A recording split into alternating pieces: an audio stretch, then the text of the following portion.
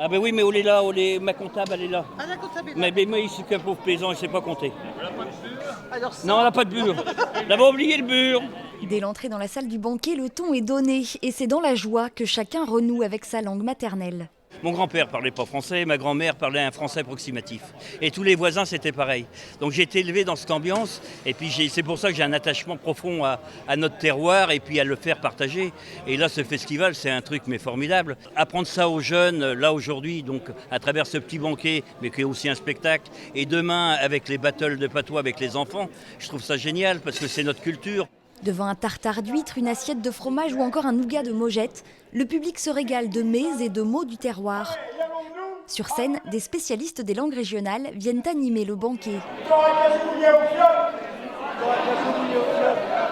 Parmi eux, Stéphane.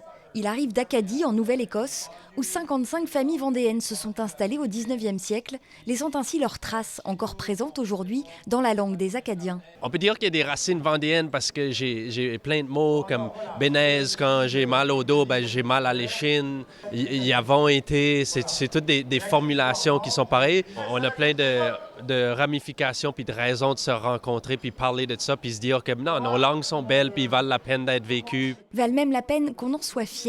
Et c'est tout l'objectif de Yannick Jolin et Perrine Desproges avec ce festival Le Goût des langues.